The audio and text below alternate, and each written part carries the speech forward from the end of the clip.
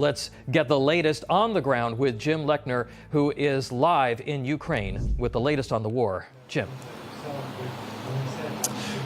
Well, good evening. This is the third consecutive day with virtually no indirect fire attacks and no significant combat operations going on here in Kyiv. Our team has spent the last couple of days on the ground confirming the Russians have withdrawn from the local area here in many places.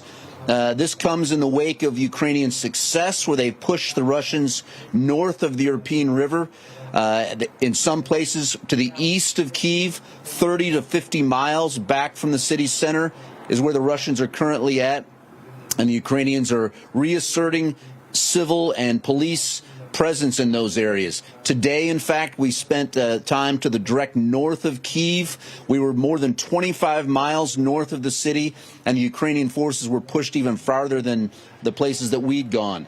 We observed many of the dams and the critical river systems that the Ukrainians have been using for their defense up in the north, as the reservoir, the Dnieper River, had been a geographic advantage for the Ukrainians. We confirmed all of that, and that they are firmly in control of those areas. And some say the Russians have been withdrawn all the way to Chernobyl, but we've yet to confirm that. Another significant report that we've received is the Russians have withdrawn from the Kyiv International Airport to the northeast.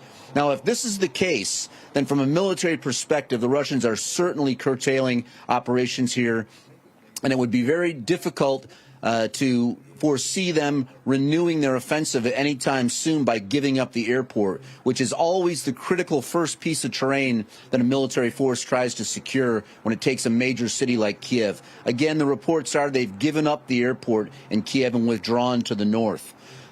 In other parts of the country where the Russians have designated their main effort to the east in Kharkiv and the south along the southern coast, Mariupol remains under siege, and evacuation corridors have been opened to that city.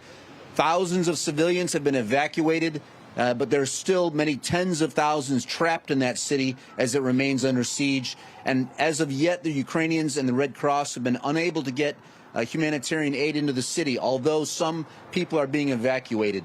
The peace talks began virtually between the Ukrainian and Russian delegations yesterday, but those peace talks are being held up to some degree by Russian claims that the Ukrainians conducted a airstrike on a significant fuel storage depot inside Russia and Belgorod. They report that two Ukrainian attack helicopters attacked that fuel storage depot, and that's become a bone of contention at the current peace negotiations. And back to you. All right. Thank you so much, Jim Lechner, for that very detailed report and some good news there for the Ukrainians. President Biden releasing millions of barrels of oil from the Strategic Petroleum Reserve in an effort to lower gas prices ahead of the elections. This as the administration is proposing more than $2.5 trillion in new taxes, supposedly to help end inflation. To react to those topics and much more, Alaska Senator Dan Sullivan joins us now. It's been a long day so far. Senator, welcome back to America Right Now. Hey, Tom, good to be on a show. Thank you. Now, before I get to energy, which I know is a big focus of yours, you're a member of the Armed Services Committee. We need to talk about Ukraine. There was a hearing this week about Ukraine and some renewed concerns about our nation's military readiness. What came out of that hearing that Americans should know? Look, the one thing that when this war began, our intel agencies, I thought, did a really good job of predicting what was going to happen. They were quite accurate. But all the intel analysis we got after the war began was that it was just a matter of time that the Ukrainians were going to lose. That was exactly what, it wasn't even, they said it wasn't going to be close, matter of 5 to 10 days, and they're going to be defeated.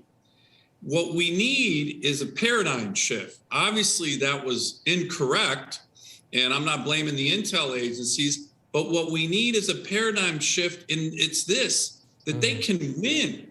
You know, when you have the intel agencies telling you that it's only a matter of time, the options that you undertake as a government are very limited. And so, to me, we need a winning strategy. That means weapons to them as quickly as possible, tightening the sanctions, more intel sharing, and this big one, more energy to our European allies. And that is a winning formula that I think we need. Senator, energy prices at home for home heating oil are up 25%. The administration is saying that they're releasing barrels of oil from millions of barrels of oil from the Strategic Petroleum Reserve. But that doesn't seem like it's a strategy that's going to work. You actually said it's like it's calling the arsonist calling the fire department. Talk to us about why that is, and also talk to us about your plan. You, Senator Kramer, Senator Loomis, you've announced an American Energy, Jobs, and Climate Plan. Talk to us about the difference there.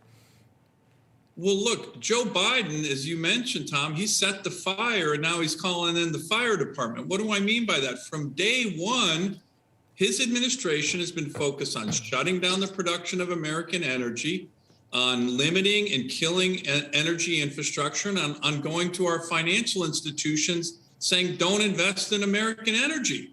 Well, the predictable result has been much higher prices, people losing their jobs in the energy sector, and empowering dictators like Putin. That's what's happened. This Strategic Petroleum Reserve announcement today, that is pure political window dressing. It's not going to get at the basic elements of what he's doing, which is limiting production and making energy more costly for Americans. We have a much better plan. And you mentioned Senators Kramer, Senators Lummis, a lot of other Republicans are for our plan. It's looking at all of the above American energy, focusing not just on producing it here, but exporting American natural gas, mining and processing critical minerals, and revising our permitting process so we can get major projects online quickly. That's the key. This would be good for the environment, good for American workers, good for our national security. They need to implement our plan now, not this Green New Deal woke stuff that's harming our country and hurting our national security. All right, I got to leave it there. Senator Dan Sullivan, the great state of Alaska. Thank you so much for being here, sir. Thanks, Tom.